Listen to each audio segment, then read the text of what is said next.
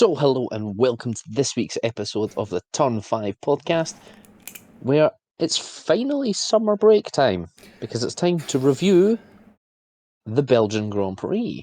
Certainly feels like the summer break, doesn't it? Yeah. We can breathe We're all and just, relax. no, I mean, we're all roasting. Yeah, that's true. We've had our one day of summer. Yeah. But yeah, summer breaks arrived, and it was a good Grand Prix to take us out. But first, the Tuesday curse has been broken. Well, actually, I want to start this episode a little differently. Before we get into the breaking news, I'd like to extend some congratulations to the former Williams driver, Jack Aitken, who recently got married. So congratulations, Jack. Congrats. And anyway, I guess enjoy your honeymoon, wherever that may be. Breaking news. Well, it won't be so breaking by the time you hear this, but it was at the time we recorded. Carlos Sainz is off to Williams. What a driver lineup. Yeah. Williams have... Yeah, I mean, okay, so Sainz was sort of on everyone's radar. Apparently Audi put out a bid for him to sort of entice him over there, which I would have, given the other news that we'll cover later, could have potentially worked. But even with the Andreas Seidel there, you would have thought, you know, he's worked with him at McLaren. They have a good relationship from that time. That could have been enough to win him over. And then with, you know, the new story of Seidel leaving and being replaced by the clown himself, Mattia Binotto. Spinotto. I mean, they had a good time together at Ferrari. So clearly James Vowles has some hell of a way with words, because he's managed to convince him to join Williams. Yeah. I genuinely thought it might have become a straight seat swap with him and Lewis Hamilton. Hamilton to Ferrari, Sainz to Mercedes. Especially given Mercedes' upturn in form. Either Mercedes never submitted an offer, which would surprise me, because it's a multiple race winner, or James Vowles is a master of negotiation. Yeah, I mean, we don't know all of the details, obviously, because we never do. I'm sure there's plenty of little clauses and bits and pieces, or maybe Carlos just wanted to be involved in a project that he sees is going in the right direction. Because let's be honest, Williams have been. Mm-hmm. They are no longer the back of the grid. They're on the sort of the cusp of the points more often than not. Obviously, some bad races where they're not. But, Alex Albon is on the cusp of the points. Yeah. The performing Williams driver is on the cusp of the points more often than not. The other one will be leaving. Yeah. Speaking of drivers leaving, we are surprised. For it has emerged today that Sergio Perez will be retained until the end of the season. Yeah, not the news I was expecting. I was expecting the news to come out in the next couple of days or so that Danny Rick would probably be in the seat.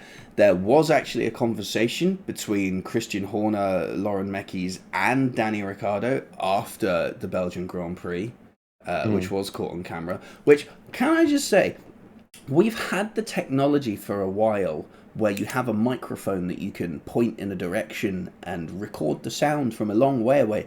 Why is nobody in the paddock investing in this so that we can just listen to these conversations that are being had instead of just filming it and wondering what they're talking about? Just, they're in the open.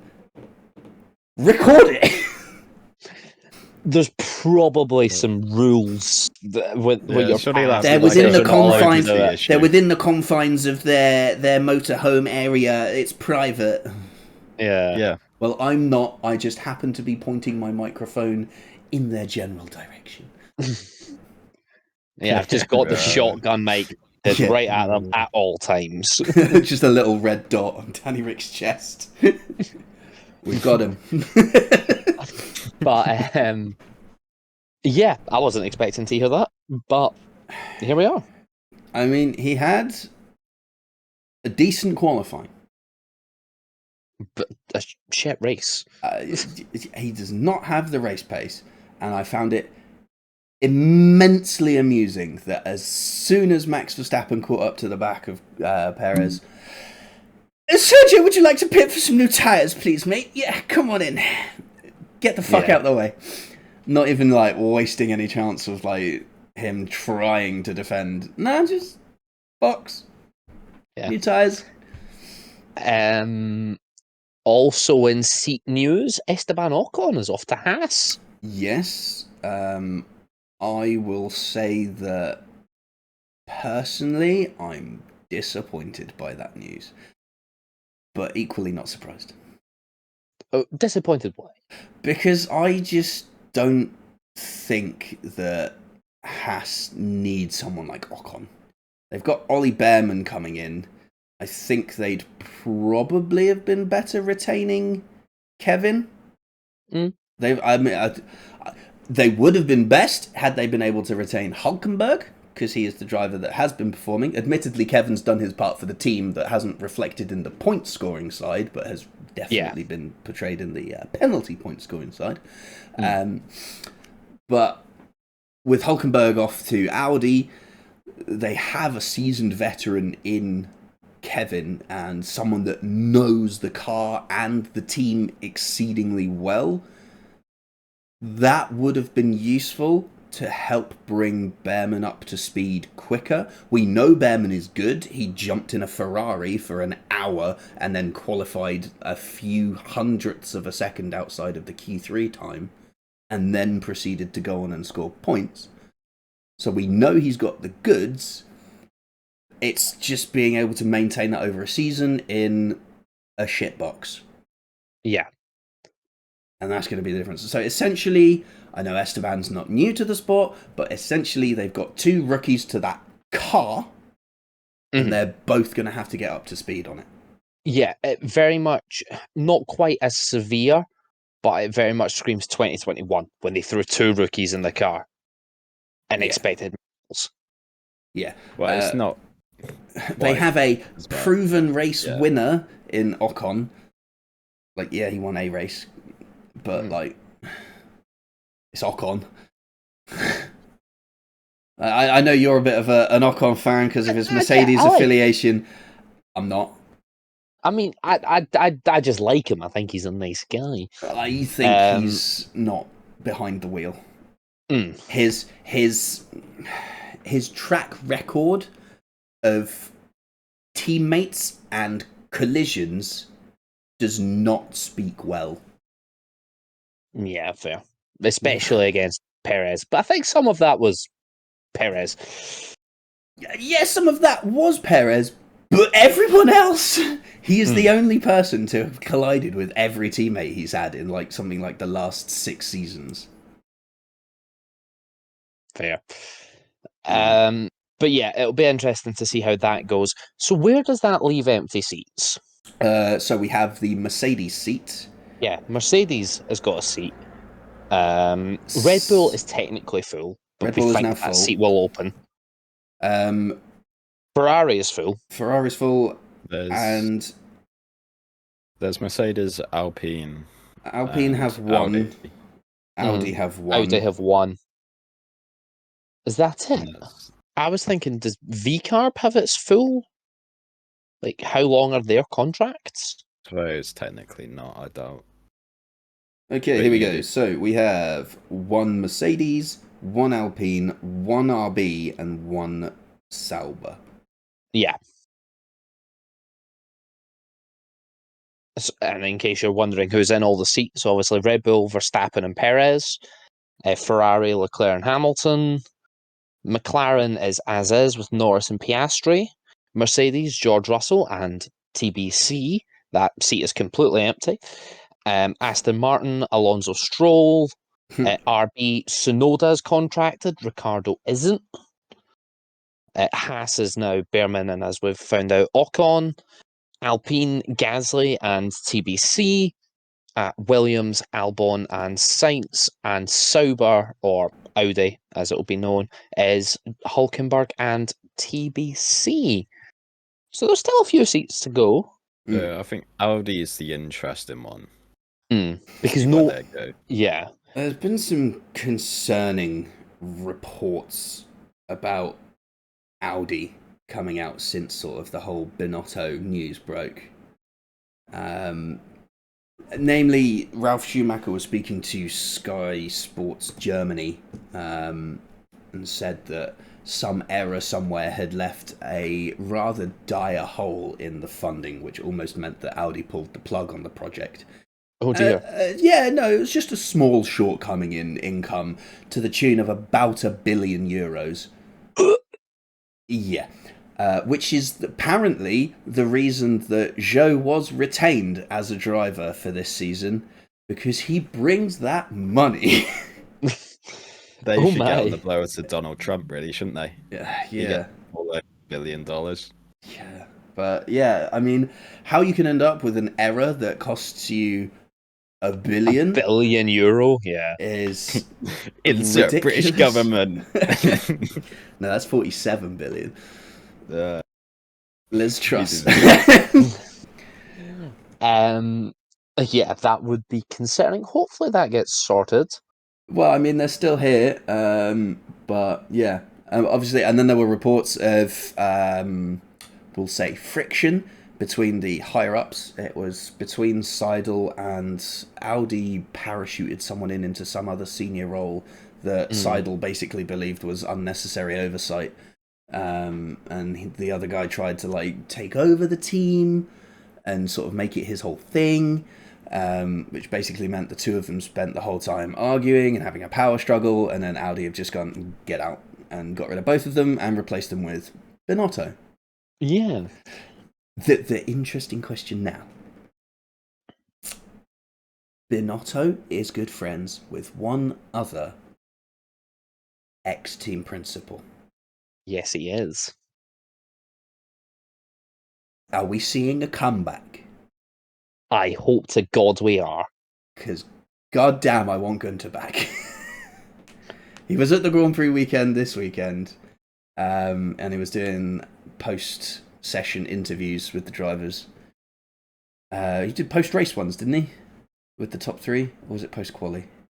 I'm not sure. I never seen it. One of them. But it's just, I just want one of the drivers to turn it back around and just be like, so are you coming back? Yeah, it would be great to have Gunter back. There was another sort of rumour circulating, at least I heard them talk about it on Sky, that Alpine might be withdrawing. Yeah. And becoming high-tech. Oh, I've not heard that bit. I'm sure that's what they were talking about. I know that there were rumours that Alpine are basically fed up with their performance and can't be asked to fund it, so we're going to look to sell. I didn't know that High-Tech GP were interested. I'm not sure how true that was, but that was the talk during FP2. But equally, we can't rule out Andretti. Yeah. Because that is the easier way in, then. Yeah, just buy another entry. Buy the entry, and then transfer all of it to their new facilities that they've built. And there's literally nothing FOM could do about that because the entry exists. Yeah. So there is no, well, we don't want the 11th team, or maybe you apply again in 3 years when you've got your engine sorted. No, entry already exists, we're on paper, get out of the way, we're coming through. Yeah, because that's literally just a Eagles. case of changing the name on the bit of paper. Yep. And that happens every damn year, whether it's a sale or not. Exactly. So that's what I'd be keeping an eye on.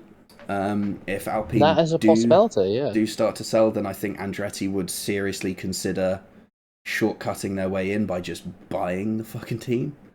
Because I think they're also fed up with F1, well, FOM, putting up wall after wall and hurdle after hurdle of just like, Yeah. well, we don't think so. We don't think you bring any value. We're going to wait until, 2028. And it's just like, Jesus Christ, dude. I think it literally is FOM. The FIA approved it. Yeah. I believe the teams approved it eventually. I don't know about that one, but yeah, FIA definitely approved it. But I think it was FOM that were like, no, thank you. I think the FOM is secretly sort of like the mouthpiece of the teams. I think certain teams are just like, we don't want a smaller share of the prize pool. Yeah. Which is ridiculous considering the sport is growing. Just make the whole pie bigger and give everyone the same share, Yeah. Especially considering in the regulations, we're only allowed 12 teams. Yeah. I thought it was 26 cars. Or is it 24? I think it's only 24. Oh, okay, fair enough. I just remember we had 26, but I don't know if that was before Concord. I think now it might just be 24. So it's literally in the regulations that we're only allowed 12 teams, or possibly 13. Just let them in. One thing we do have to be careful of is the Concord agreement is probably up for renewal next year, I think. I think it is, yeah. Which means the teams could just vote to change the limit to 10. Yeah. Which would suck. Yeah. Because I was scrolling back through my memes on my phone because I was trying to find something to send someone, and it was the Aardman animated film Pirates. Well, yes, but actually no. And it was Stefano Domenicali of like, we've got so many talented drivers that can't get a seat, but we don't need more teams. Yeah. So we do, but we don't. We do. We do. We do. I think we need sort of, in a way, to guarantee that the team that would just be starting, not to be like half a second off the pace and in no man's land. Well, see, that's the. I mean, but you could have a current team be half a second off the pace and in no man's land. True. Williams used to be. Haas used Sauber to be. Sauber probably are now. The Concord Agreement is there just to sort of prevent teams joining and bankrupting, isn't it? Yeah, they need to pay €200 million as an entry fee that's held by the 10 existing teams. I think they all get like 20 million each. If the team goes bust, they keep that 20 million. If they survive, I think it's 2 seasons maybe, they get it back. Yeah. So we literally have that protection in place in terms of the money. And let's be honest, a team with a name as big as Andretti are not going to go bust.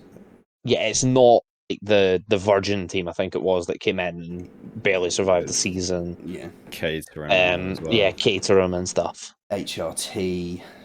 Yeah. All of the sort of Marussia.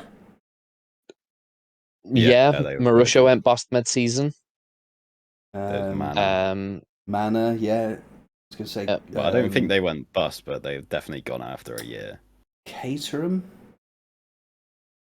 I think we said Caterham.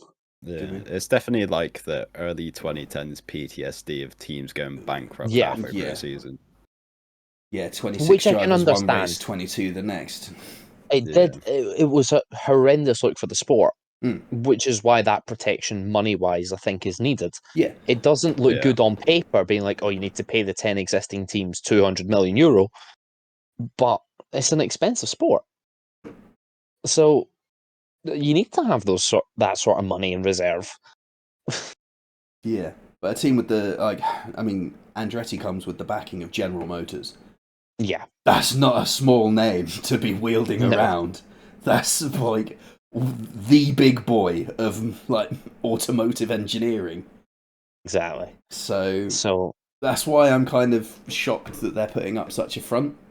It's like Liberty Media is an American-owned, American-run company, which has bought the rights to Formula One, and they want more stuff in America. And we've seen the addition of 2 new Grand Prix in America, and yet what would be the only fully fledged American team. I know Haas like to say they're American, but they are based in the UK and in Italy, not in the States. Andretti would be a full-blooded unapologetically screaming eagle, what the fuck is a kilometre American team. And yet, even with the backing of Cadillac, of General Motors, and of former champions in Andretti, they can't get in. Yeah, it's wild. It's absolutely wild. So that is what I will be keeping an eye on in terms of Alpine, in terms of any potential news of a sale. I do find it interesting that they would be selling, given the recent investment from the sort of the Hollywood group, Ryan Reynolds, etc. I mean, we had the Deadpool and Wolverine livery this weekend, which kind of just made it look... Yeah, I have an issue with that. Yeah. BWT, changing your logo for that, and yet you won't change it for the actual car. Yeah, talk to Ryan Reynolds, he'll make you change your logo. Yeah. To me, that special livery just made it look like one of the older cars. I can't quite remember which car it was, but I think it was just like one of the old Saubers, maybe. Just made it look like one of them. But I liked it, to be fair. I mean, it was all right. Yeah. It was kind of hard to better. actually make out. It was all right when you saw it sat on the grid or whatever, but when it's just in the middle of a train, it's just kind of like Sauber. Yeah. Oh wait, no. Whoa! Wait a minute. Hold up. Run it back. Shall we get on to the actual racing action then this weekend? I think we've covered most of the news. Yeah. We've done Binotto coming back, Ocon to Haas, Sainz Alpine possibly pissing off Sainz to Williams, and Perez retain. Yeah, I think that's all the news. Actually, other news. We're going to be seeing the Las Vegas branding at much more Grand Prix, because it was announced today that they've become a primary partner of Formula One. Wait, who is? Las Vegas. Visit Las Vegas. Oh, nice. No, yeah. Great. Formula One has announced a partnership with the Las Vegas Convention and Visitors Authority to become an official partner of Formula One. That was released by F1 Media today. I mean, if we're going to talk about sponsorships and such, then McLaren have signed a deal with MasterCard. So MasterCard will now be the payment of choice. So we literally have Visa versus MasterCard on the grid. Yeah. And Cash App. And Cash App are there as well. And Cash App are on the same team. They're trying to team up to take down. Although Cash App no longer exists in the UK, so we don't care about that. Well, no, exactly. I do find it funny though. A team based in Europe, redundant sponsor. Yeah. Title sponsor. Nice. What was like the old card that Ferrari had? Because didn't they have like a bank on the card? But Ferrari had Santander on their car for a long time. Yeah, of course. Can't wait for the Halifax Formula One team. Bank of Scotland. Didn't someone used to be Jackie sponsored Stewart's back. Chelsea? Sauber. Yeah. I remember that. They're just running the Chelsea badge on the fucking nose cone. Yeah, it was wild times. Wild time. I think Perez was in the Sauber at that point. I think it was 2014 because I remember it being It was involved like in the the upside down incident at Bahrain. Yeah, 2011, 2012, somewhere around there. Oh yeah, that's even earlier than 14. It would have been. I thought that was part of the duel in the desert. No. Because there was someone went upside down in that race, or at least took off. Yeah, it was Gutierrez, Esteban, Maldonado. So, Pastor's back. When are we going to get him as a pundit? You have to watch Sky Venezuela. Can we get It's JPM? just only him. Yeah. Get JPM as a pundit. Now, Juan is here to ask one question. Flips the table on everyone. Right. Anyway, It's just Pastor at Belgium. the start of every single race. Now, sadly, we didn't have the rights, so instead we're showing Spain 2013. Every time. Was it 2012? Was it 2012. 2012? Yeah, 2012. Anyway, Belgian Grand Prix. It all went wrong at turn 1. Yeah, free practice 1 and 2 was a bit dull.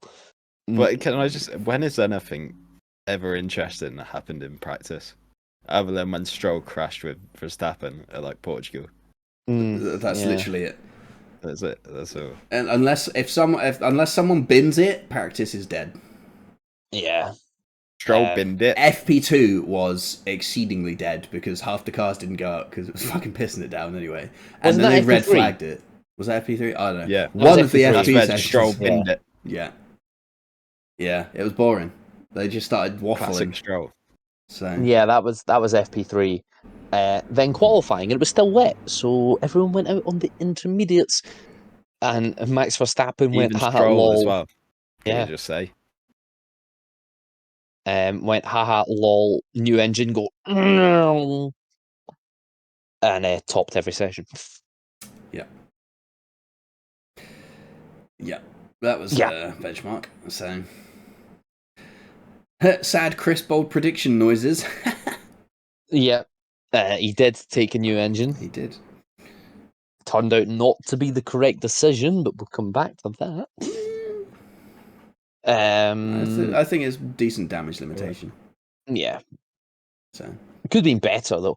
Oh yeah, that was the only thing that happened during free practice. Ted Kravitz and Karun Chandok made a bet over a waffle if Max Verstappen would win the race. So I believe Karun Chandok is now owed a waffle by Ted Kravitz. there we go. Mm. And they will both be suspended for illegal gambling. Well, you could say they were talking waffle. Yeah. They'll do that next time. Stroop waffle, particularly. Exactly. Yeah. We should Well, make you a can have bet. Belgian waffle as well. Should make a bet on how many times they mention Stroop waffle over the whole weekend. I don't think that's possible. It's got That can be it's someone's bold prediction. Would say it at gotta least be. 10 times. Shall I make a special segment? Stroop Just for waffle. Sandvort. Yeah. Stroop And we all predict how many times someone mentions Stroop waffle over the. Although that means someone's going to sit and watch every session and go 1, 2, 3. Yeah. You underestimate my tenacity for the mediocre. Yeah. This is what we live for. This is what I'm made to do.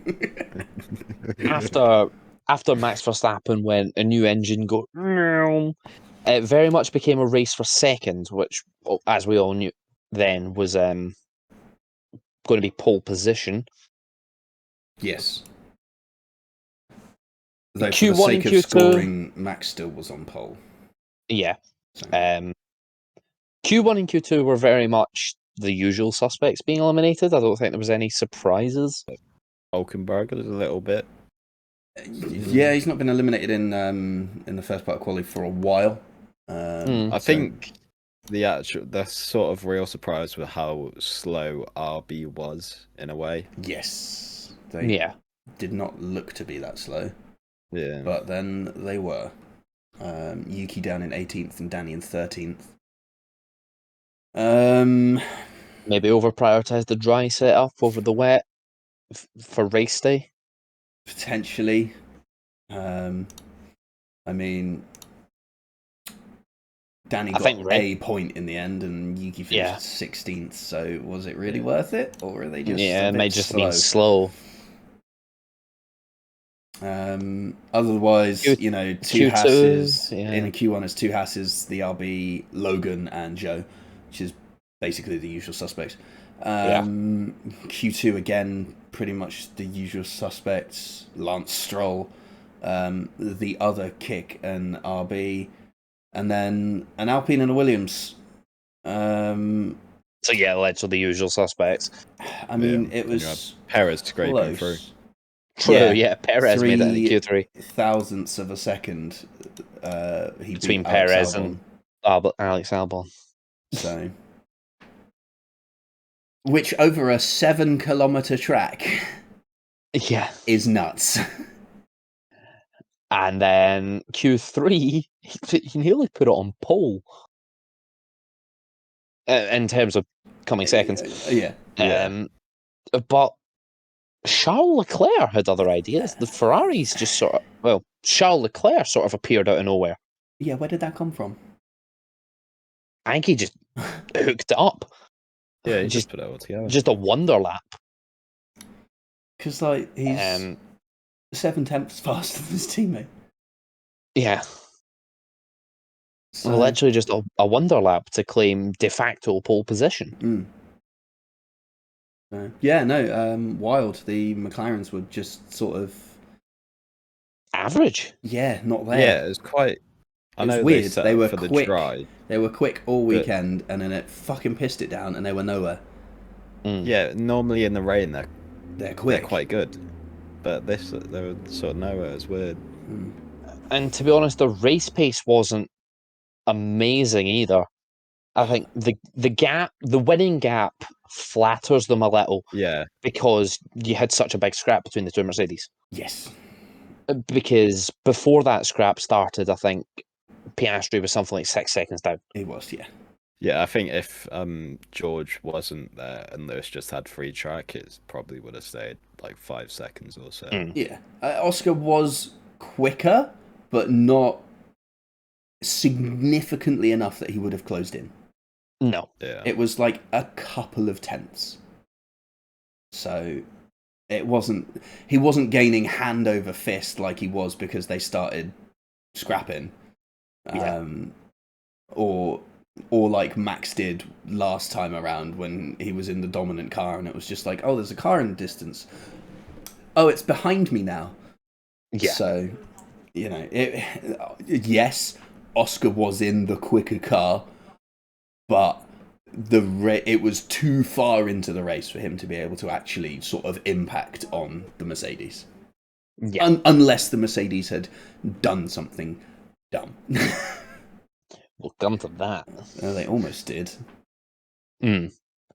So. And one of them did something very dumb. Somebody miscalculated. What I find interesting, though, is they were fine in qualifying. They're then under Parc Fermé, so nothing gets changed without the technical delegate's permission. I think one part was changed on George Russell's car between qualifying and the race. Surely that part didn't fuck it. You would think. So the question becomes, because it was the car's weight specifically. It wasn't the driver's weight. That wasn't an issue.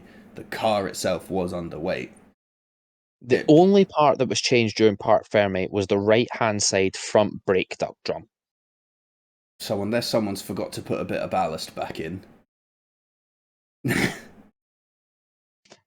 Like that is the only thing that was changed in Parc Fermé. So, I mean, that's and on Lewis's car, they changed the left and right front brake duct drums. It's not a heavy part, particularly. No. That's what they call the cake tin. So it's more just like a heat shielding thing and heat distribution from the brakes to the tyres. So, and even then, because it's under Parc Fermé, they would have had to prove to the FIA that it was like for like, so it should have been the same weight. Yeah. So, unless someone's at the end gone, hey guys, where did this bit come from? Yeah. Joe, Mr. Bauer, we can't find where this goes. No, it's a weird one. Mercedes will definitely look at this because it has cost them a 1-2, which is, in terms of the constructors, hefty. Yeah, they went from gaining something like 20 odd points on Ferrari to gaining 3. So, yeah, it's unfortunate, but these things happen. Wait, actually, sorry, hold on. Before the start of the race, they also changed the left-hand side front wheel retaining mechanism on George Russell's car. The wheel retaining mechanism, is that the so it doesn't fly off when the suspension? Yeah, is I think it's the wheel tether. Yeah. Well, that shouldn't fucking weigh 1.5 kilos either, should it? So, well, they definitely didn't leave it off either, because otherwise the wheel would be flying out. So, it's one of those ones where they'll just have to take it on the chin and learn from it. The same with Lewis and Charles Leclerc getting disqualified at Austin last time round. It sucks, but it happens. Them's the rules, and that's just the stringency of the rules. Like, we have a weight specification for a reason, otherwise everyone would be running exceedingly light cars. Yeah, they would basically be running biscuit tins on wheels. Yeah. As long as the biscuit tin survives, as long as the biscuit tin survives the crash testing, then it's fine. Yeah. So, we should say strategic masterclass from George Russell. You can't even really say the team. No, he's just George Russell. Yeah, big balls to pull it off. It was worth a roll of the dice. Yeah, to be fair. Yeah, he was going to get undercut if he didn't go, so he would have lost out. I mean, you can see where it was behind Piastri, wasn't he? About 6 seconds behind Piastri when Piastri pit, and so probably would have finished third on the road had they pit. Yeah. Maybe would have had slightly thicker tyres at the end of the race, and maybe that would have weighed about 1.5 kilos. But no, I'm kidding.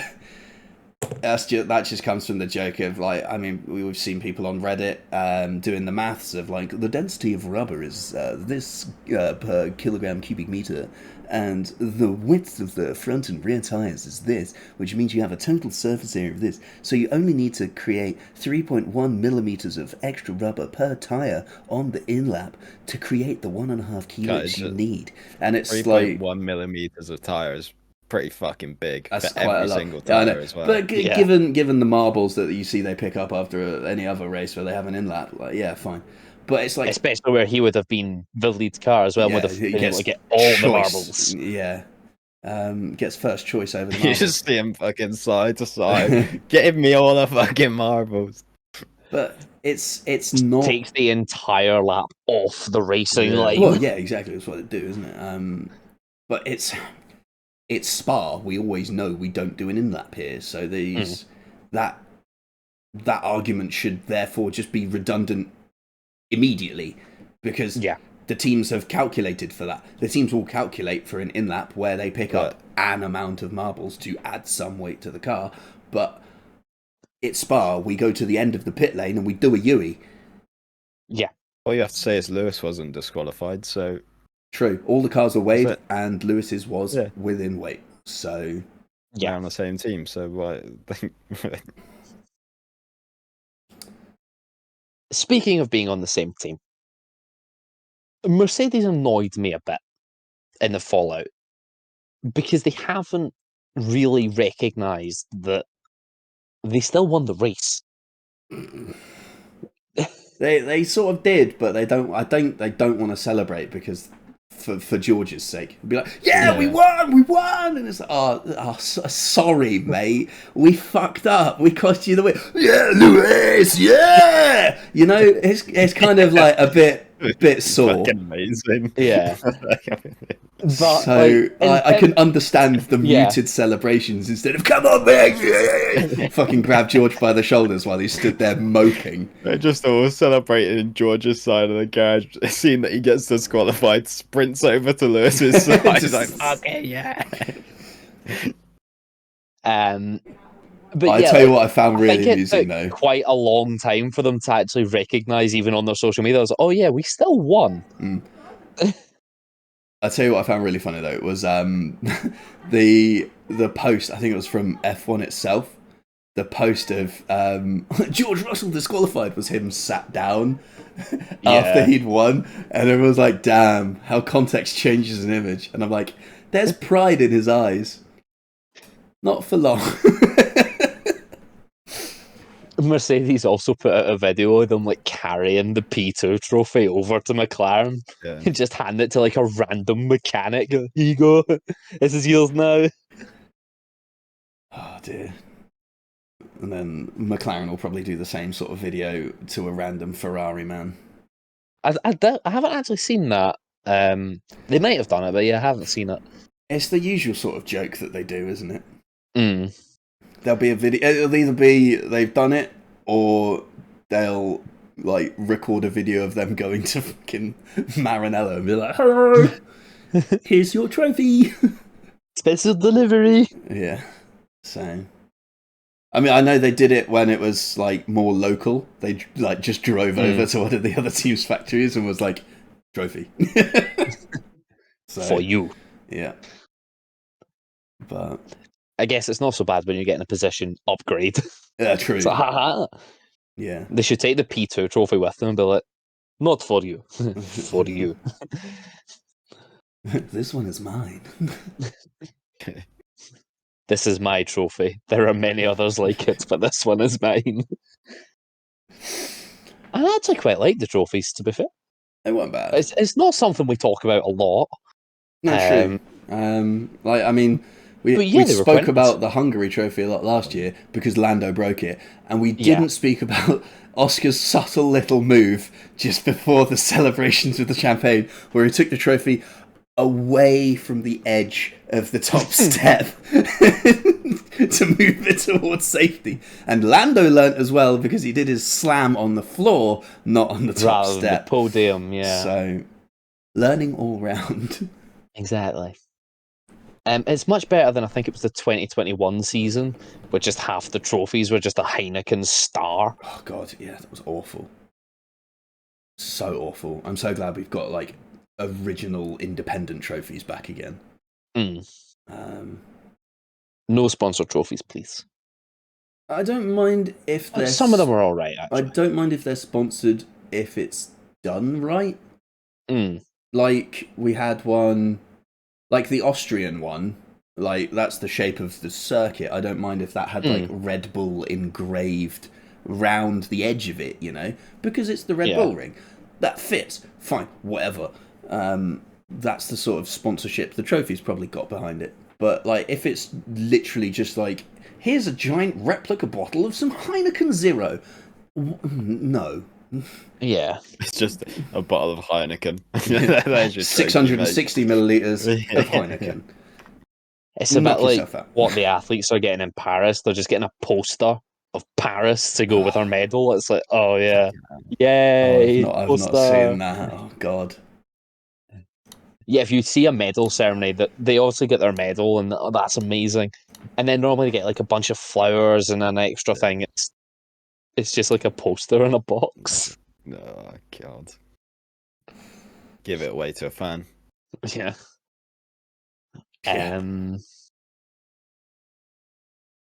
But anyway, back to the race.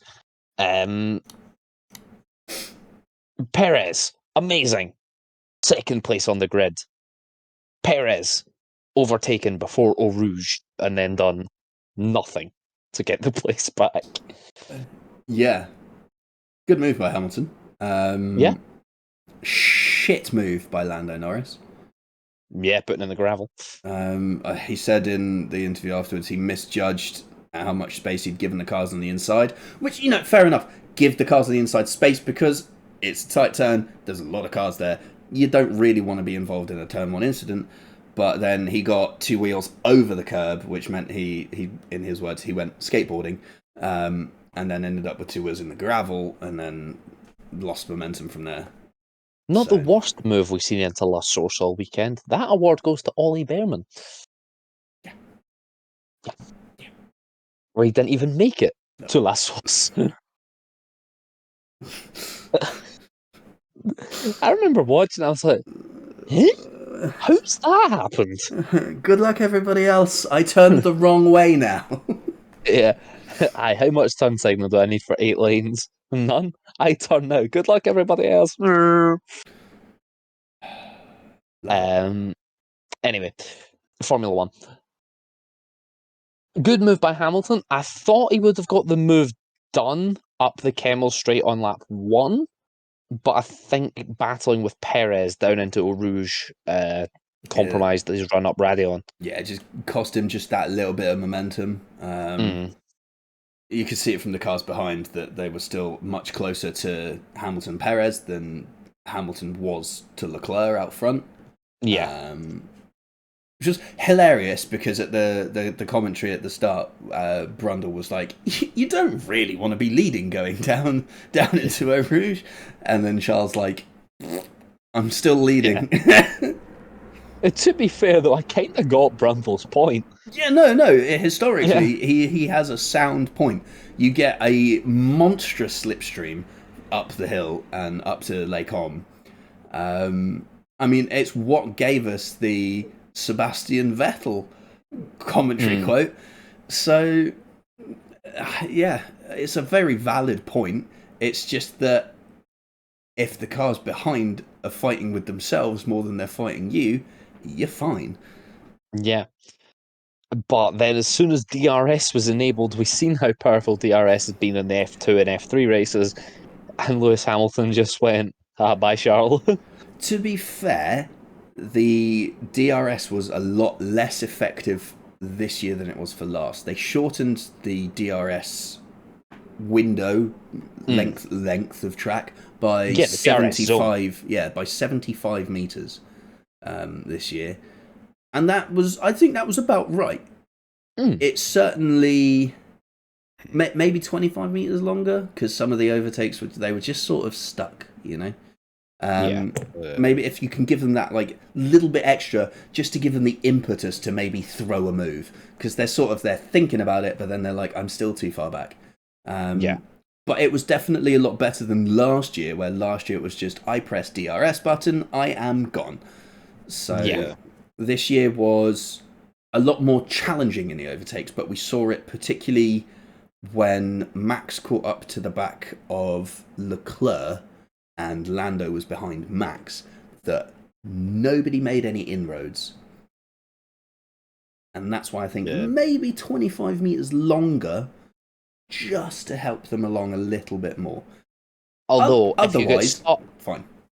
in a DRS train, which many of the drivers did, especially through the first stint, coincidentally, Max got stuck at the back of a DRS train caused by his own teammate. No one really done anything because everyone was just getting the same assist. Yeah. So the gaps were pretty much sitting stable. Yeah, give us the push to pass. Cuz. Yeah, I was about to say they have airs, and just that's the thing though. That's why it kind of made it more challenging, is that because there is that shorter distance of DRS assistance, the driver in front has a shorter distance in which they need to deploy their electrical energy, which gives them a better chance to defend into that corner. So I think the other thing is the driver in front can just gain all the electric back through the middle sector down into the bus stop. Spa is a very good track for regen. Very. Yeah, there's a lot of big breaks. Especially through Sector 2. Yeah, Lando said just following, particularly through Sector 2, was the issue. Like, you can gain all of that time following up into the bus stop, down into La Source, and then up through Eau Rouge and the Camel Straight. But as soon as you're through Lake Om, you're losing time again. See, what I found interesting, at least in the battle at the end of the race, Lewis seemed to gain up through Pouon, etc., and he seemed to lose a lot of time at Stavolo. Every lap, just Stavolo, which meant he didn't have the run down Blanchimont into the bus stop. And again, he just couldn't seem to get the traction through the bus stop to be able to challenge. Considering how old George's tyres were, his on-throttle control was ridiculous. Because he was, like, normally you'd expect the back end to be stepping out on used tyres because they're gone. But I didn't really see George's, like, the rear of George's car step out of line that much. What I did also notice, I think commentary picked up on this as well, is cars running in the dirty air seem to have a lot more issues at Spa than they've had at any other track this year. Yeah. I don't know how circuit specific it is because of they run such low downforce. Well, I suppose if it's low and if it's downforce, we'll find out at Monza, won't we? at Monza, I was just about to say that, yeah, Yeah. because we get very similar setups at Monza. So if dirty air becomes a huge problem with the tiny rear wings, then we'll see it at Monza. Yeah, which would make sense in a certain degree. If you're running less wing, the amount that the air is being thrown up, yeah, it's not getting thrown up as anywhere near high, as much. Yeah, which means it's more likely to mingle with the air flowing over the top of the following car, and any disturbance in that will cause you a loss of downforce. Yeah, it follows on from Hungary, where we didn't really see any issue of it, but then again, they were running the Monaco specials, which is get rid. So, actually, something we haven't touched on just when we're talking about setups and stuff. We've seen for the first time in a while teams just abandoning upgrades.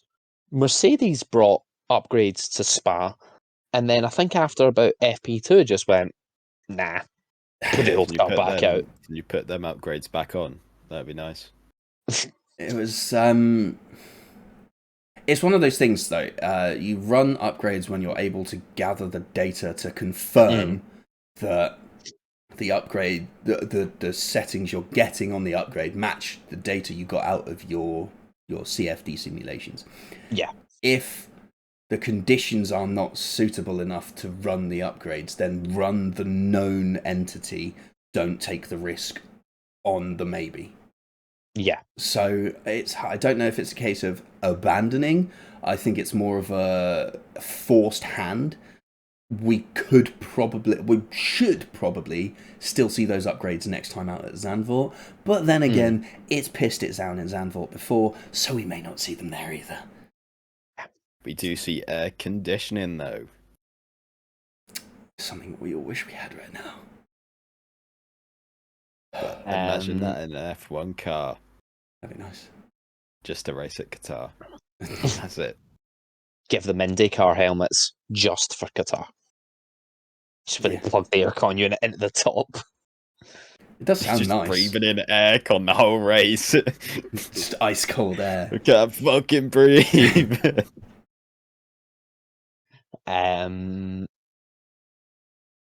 So yeah, Lewis then led the entire first stint.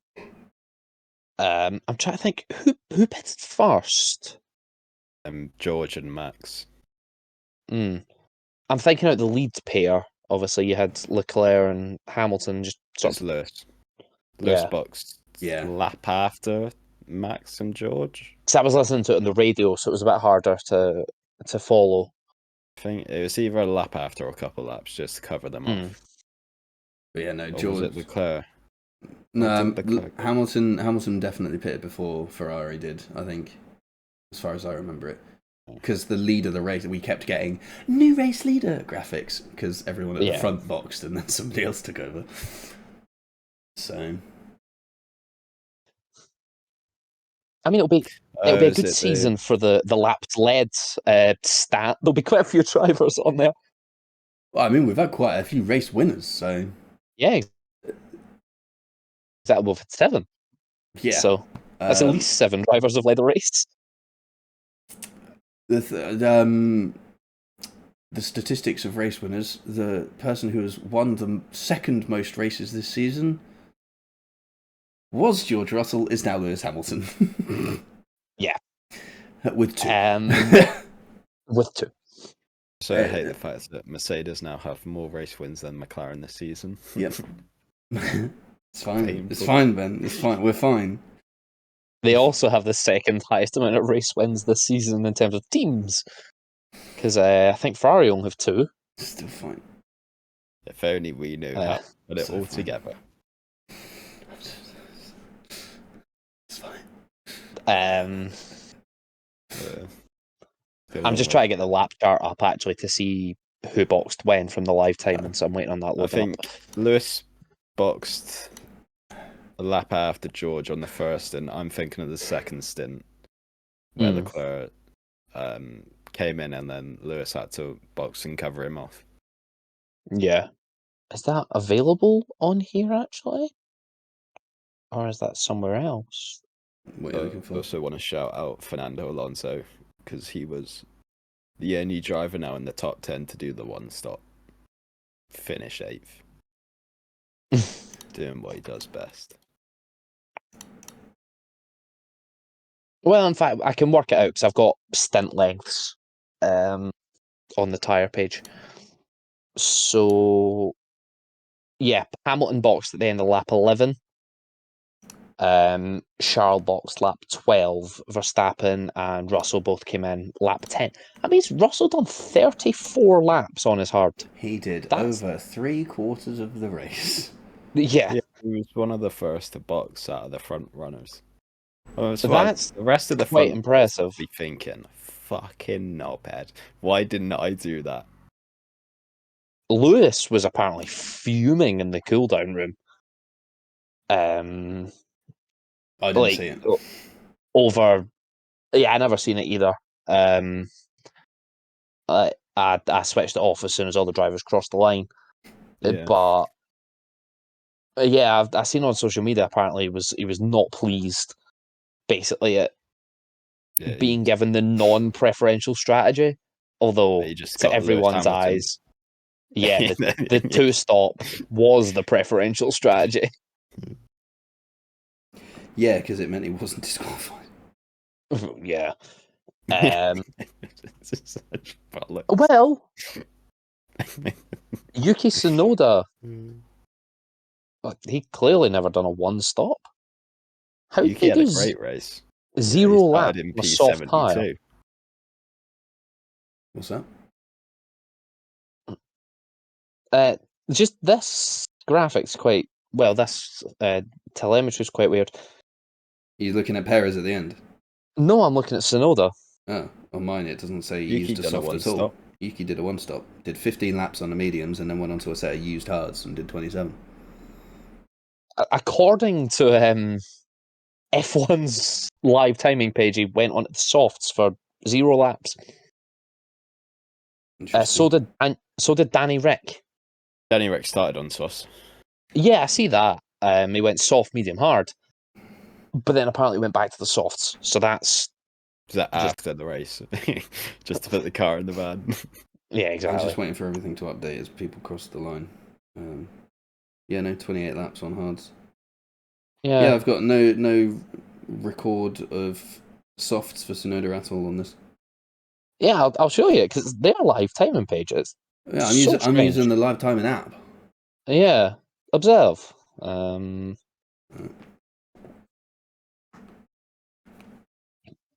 If it loads up, there we go. If it loads, yeah. Stream paused. Oh, there we go. Oh, are we back? Yeah. So yeah, Ricardo, 0 laps on softs. Stroll, 0 laps on mediums. And Tsunoda, 0 laps on softs. Weird. Where has this Alonso, 0 laps on mediums. Where has this data came from? Don't know. What have they invented this for? I've got different data. Yeah. I just use a column from on the right, same really, people. Yep. Thanks, Formula One. That's really helpful. Yeah, I think yours is correct, to be honest, Richard. I'd be surprised if it wasn't. Yeah. No idea where that came from. But I still want to find the lap by lap. There it is, lap by lap. Is that what I want? No, it's not. Okay, that's annoying that they don't have that anymore. Used to be able to see a thing where it was just like the lap graph, and I can't seem to find it anywhere. Yeah, no, I know what you mean. But yeah, so Hamilton boxed first, Leclerc covered him off. Once everyone done their first stops, the order sort of rejigged itself. Sainz ran the alternate strategy, as they would call it in Formula 2. He started on the hards, went medium, done 8 laps, and went, these mediums are horrendous. Give me the soft, give me the hard back. And then just done the rest of the race on the hards. Max couldn't go back to the hard tyre. He went medium, hard, medium. Yeah. Yeah, they That's saved probably two what- sets of mediums instead of 2 sets of hards like everyone else. Which just Probably what didn't Checo seem should to have be done as well. the preferred strategy. The medium just wasn't the right race tyre for anyone, really. Yeah, no, it seemed to be that, particularly the McLaren, was a lot quicker on the hard Yeah. tyre. I think Yeah. McLaren should just keep using hard tyres everywhere, really. The softer the tyre gets for McLaren, the worse the car gets. That must be an issue for qualifying then, considering everyone's on softs. Yeah. Gone are the days of the medium tyre in qualifying. McLaren would have been OP. Take us back. Please. I would love to have that rule back, actually, where the top 10 Yeah, start on their Q2 tyre. That was great. Yeah, I was about to say it gives a disadvantage to like outside the top 10, but it gives them an advantage. Yeah, it gave outside the top 10 an advantage. It's just they had free when tyre if you're choice. like, especially if you're like 8th to 9th, where the gap, well, 9th to 10th, where that gap to the midfield's really close, it sort of fucks them over a bit.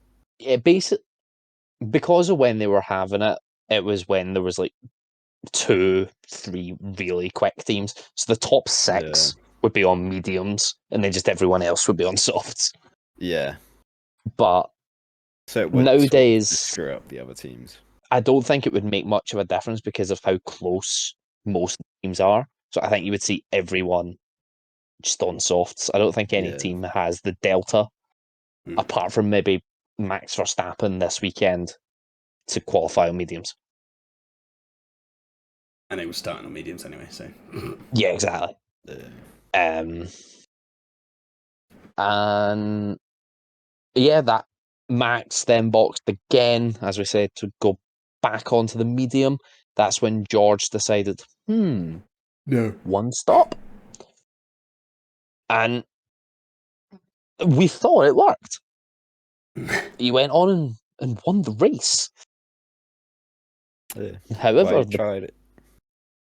Tried it in Japan last year, didn't he? And that failed, so. Yeah, that failed very spectacularly. Then again, that's when the Mercedes was a bit more of, well, a shitbox. That is correct. Yeah, it's not as good as it is now, that's for sure. Yeah. It's a far showing from it. But didn't win any races last year, did it? No, only Ferrari won something other than Red Bull. Yeah. Though you could say Mercedes should have won that race. Singapore. Yeah. Yeah, they probably should have won Singapore. And if you no longer go for a gap. Every time. But I don't think it was, to be fair, it's quite harsh on George. You still had to overtake like 2 cars on the last lap when there was like 1 overtaking corner left. Yeah. And possibly could have won in Austin, had they got the strategy right. But obviously they then got disqualified anyway. Yeah. Could have won on the road, damn it. Would have given some hope. No. Womp womp. And yeah, this time they did win on the road. They got a 1-2 on the road. Wow. And then the FIA were like, haha, sir, you have not removed the fuel from your vehicle. Please do so. Oh, underweight. No. Naughty. Yeah. Yeah. Interesting that it didn't remove the fuel. They were like, oh, just wait in the car now, mate. It's fine. We've done everything we need. I do think the fuel thing has been a genuine error. We've seen that before, where I think Aston Martin, when Seb got disqualified from Hungary, that was a lack of fuel. Yeah, but I think they then said, "Oh, we got the fuel out later," and the FIA went, "Okay, so Cool. So I don't think it was done in bad faith. No. I don't think any team's stupid enough to try that after Crashgate, essentially. I mean, I don't think any team's Ferrari stupid enough maybe to try that after a team got busted for putting lead shot in their fuel at the end of the race. Yeah. I mean, Ferrari tried to pull the wool over some eyes in 2017-18 with an engine, but hey, they pulled the wool over a lot of eyes. Yeah, that one was kept shh. Yeah, we love a hush hush FIA deal. Exactly. There's Being actually the FIA just declining teams must be fucking amazing. You should just put your feet up. You have them like fucking crying in your ear. I'll be like, yeah, I couldn't give a fuck, mate. Get out. Oh, your car's underweight. Jog on. Yeah. What I found funny was the stewards document for it was like the team fully admitted that the scales were fine and that they'd fucked it. And then, to be fair, the stewards document that led to the disqualification as well, they were like, the team offered no mitigation. They just went, soz. We fucked up. What can you do? And honestly, that's the right thing to say. Yeah. It's fair enough to just hold your hands up and be like, oh well, this happened. We've clearly made a mistake, but the rules are the rules. Yeah. There's no way you can fight that one. I can't remember who. Alex Jakes put out a tweet. This is the first time an F1 race winner has been disqualified in 30 years. It had to be George, didn't it? And Karun Chandok, I think it was, put out a tweet talking about the numbers and how the weight difference would actually have equated to roughly the winning margin between Lewis what was the winning margin and George at 0.5. Oh, yeah. I think roughly. Lewis went on Graham Norton fucking years ago and said that if he lost so much body weight over a race, it would be about 2 kilos. If he lost a kilo of weight or something, it would be about 2 seconds over a race distance. So it's probably not too far off, to be honest, but at the same time, he's still got to get past him, you know? Yeah. So, because we saw it, he caught up, fine, but then he was behind him. So, sorry, as much as it wasn't Karun. I can't remember who done it. Does Ted Kravitz have? Does Ted Kravitz have Twitter? I think he has Instagram. Oh, he does. He does have Twitter. Hold on, it may be Ted Kravitz. No, he hasn't tweeted since the 3rd of May. Ted Kravitz He's not a big social media man. I can't remember for the life of me who it was, but I remember seeing it. And they got... Hell, maybe Will Buxton. We're digging deep here. It is. It's Will Buxton. There you go. So he said that F1 strategist Ruth Boscombe, I'm not sure who that is, pointed out in the post-race show that Russell's on-track win came about as a result of incredible tyre wear, his dig sitting at 0.05, I'm assuming seconds per lap, compared to 0.01 for his rivals. There's an accepted average in F1 that 10 kilos equals approximately 0.3 of lap time. That means that the 1.5 that he was under would represent approximately 0.045, almost exactly as positive delta per lap in terms of dig. Fair enough. So, yeah. Like, okay, you can... That's the thing with like these post-race analysis and all of this numbers, and you can fudge the numbers to sort of... And I'm not saying the numbers are fudged, that's sound statistics there. But it doesn't take into account track position and the fact that you can just fucking defend. At this track, track position shouldn't really have moved. It's a very overtaking friendly circuit. We did see though that yesterday rather, was more challenging than we have seen in previous years, and we saw less obvious overtakes than we did. We saw a lot more successful defence than we have seen in previous years. Yeah. So normally I'd agree and say, yeah, fucking it's Spa, just whiz past him on the camel straight. But we saw that wasn't the case. So I'm more lenient towards the fact that it wouldn't have been as cut and dry as here's the margin. He's obviously going to pass him. So, if the race was another 5-6 laps long, then I think George's tyres would have just been at a point where he couldn't defend anymore. Yeah. But it was just short enough that he could cling on and keep Hamilton at bay. So, numbers, fudging, bit of this, bit of that. At the end of the day, we got what we got. So, yeah. There's loads of room for ifs and buts and all of the classic motorsports journalistic tropes and headline grabbing and all this sort of stuff. At the end of the day, the result is the result, and that's just what we live with. Yeah, and the DSQ is totally fair. Yeah. Because the car is either legal or it's not. Yeah. It's different if it's like a breach of the technical regulations, like what we had in Formula 2, where Antonelli has been given a 10-place grid drop for dry ice coming out his car on the formation lap. Nice. And it's 10 places because Prema have done it before. They got a suspended 5-place grid penalty. How many rounds ago do you think? 3. No, last round. Oh, okay, 2. Okay. Silverstone. Nice. They were handed a suspended penalty at Silverstone. Not on Antonelli's car, on the other one. Behrman. But the stewards went, Behrman. But the stewards were like, well, this isn't Behrman's penalty. It's the competitors. You done it to Antonelli. Soz, pal. And they were like, so there's your suspended 5 places. And this is the second time Prem have done it. So here's another 5 places. Jesus Christ. For Antonelli. Antonelli's move. Antonelli has been absolutely shafted after a pretty good weekend, to be fair. Yeah, he made a good move at Eau Rouge to then not be given any points because I think it was just the top 5 got given points in the sprint race. After that, because we only had something like 7 racing laps. Yeah.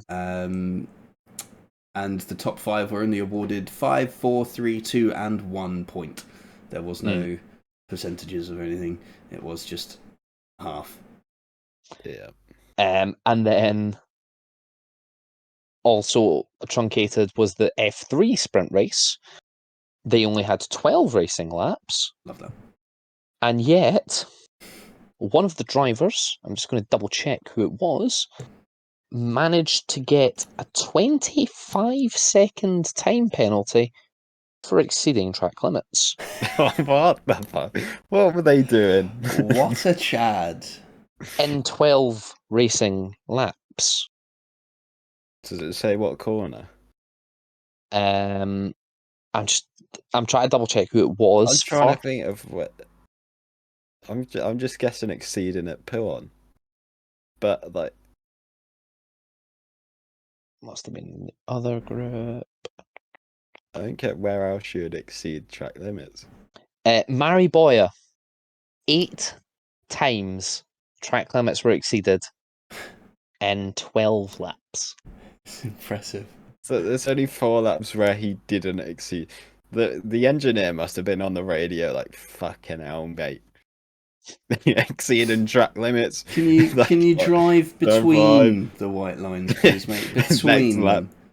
You've been done for exceeding track limits. Does it say what corners or no?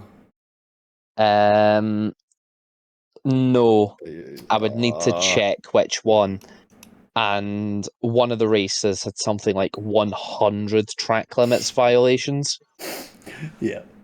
Yes. So I'm not going to do that. Where would you exceed track limits at Spa? Pouon, Eau Rouge, Radion, La Sauce. Yeah, but I don't really think you can exceed at the source because you'll just be going over even the curb. for the gravel. Yeah. Top of Radion. It's kind of outside of Radion. Lecom, Yeah. if you cut the chicane a bit. Just fucking bunny jump the chicane. I'm trying to think where else. And the bus stop. Yeah. Yeah, but then you're still bunny hopping it as well, aren't you? So you wouldn't Not really on be- exit, I don't think. No, where Lando Oh, Norris that's went right. off Yeah, and on rejoined. exit. Yeah, So Yeah, bus it's stop definitely exit. on. Yeah. lol. So there is a few places. I'm guessing that it would be Puon or bus stop exit. While Or in we're his case, both. I'm my money's speaking- on top of Radion and Puon as the Yeah. two key places. while we're speaking about Formula 3, probably a good time to touch on Formula 3 qualifying. Have any of you seen the clip of when they were going for their final runs No. and half of them just Oh, didn't make the flag? love that. It's like Italy all over again. Yeah, remember Monza, what was it, 2021 or 2020? Something like that. 2020, I think. Where they just went round so slowly, none of them made the flag. There's also That the, happened again. like a bit of them going into the bus stop, and there's about 30 cars. Yeah. all in the stage. Okay, I need to go back and watch this though because that sounds hilarious. good. If one of them had have approached at racing speed, there would have been an almighty shunt. Or about 29 drivers being done for impeding. That's so good. Oh my god. Yeah, the sprint race. The sprint race had 101 lap time deletions. Jesus. I know there are 30 cars, but like, come on. Perhaps Hang on, what's this, Ben? perhaps Spa is the new track limit city, Right. not Austria. And it just kept going. Oh Like, my that's- god. That's only Blanchimont. They've still got a minute left. Barely any of those drivers badly. made the flag. Oh my god. So turn 4, turn 11. Turn 4 is Radion. Turn 11 is Puon. Yeah, it's just turn 4 and turn 11 that was filled up for the. I know, wheel. We know Spa. So Mariboya, let's do the count. That's 1 at turn 4, 2 at turn 4. It's just shit at This Radion. is at the bus stop. Oh Yeah. my god. Yeah, they're 4 wide, nearly 5 wide into the bus stop. Holy shit. That's a mess. I was sitting watching that live. I was just like, "What's going on?" Oh my god. Oh, he got done at Puon Oh. twice, I think. But yeah. So, not a good day if your name's Mariboya. Shall we go over predictions from Formula 1 and then we'll quickly go over the F2 and F3 results? Yeah, which we actually forgot to do last time. We did. I noticed that after we finished. I was like, oh well. Yeah, same. Formula 1 predictions, Richard. Take it away.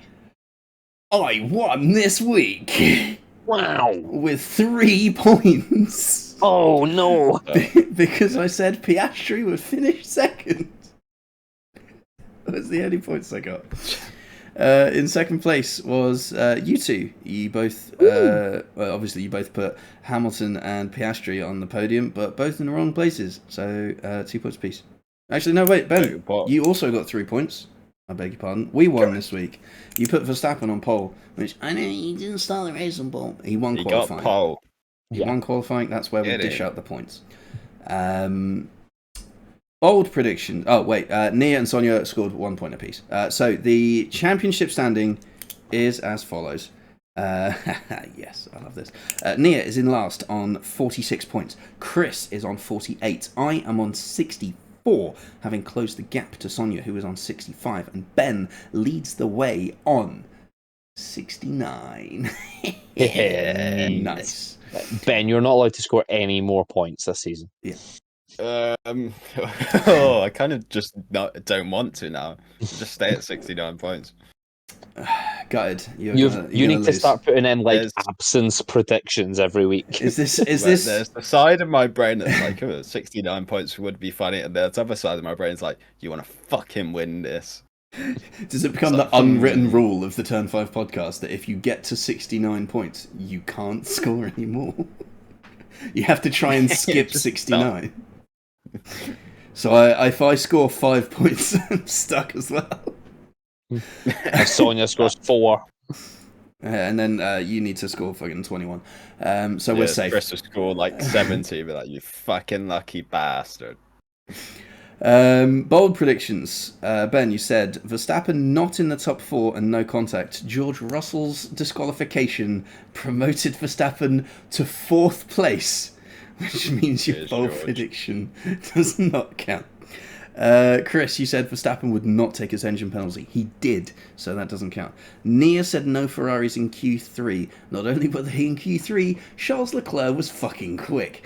So she did not score for that one. And I said Sergio made it to Q3, and he did, so I got a point.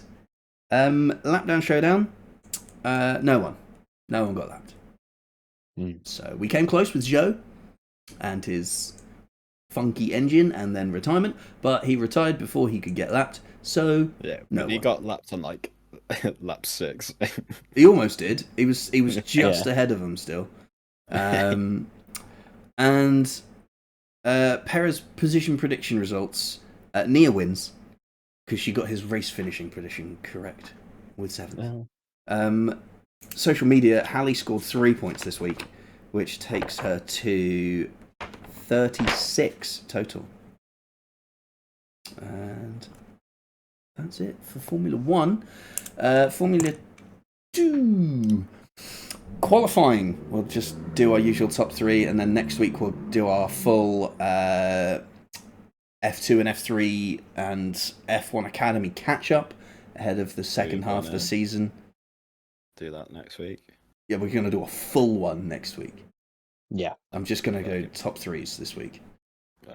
So, qualifying, 3rd, Hajar, 2nd, Bortoletto, and 1st was Paul Aron. Sprint race, obviously somewhat shorter than it should have been, was won by Zach O'Sullivan. Dennis Hauger was 2nd, and Richard Vashaw was 3rd.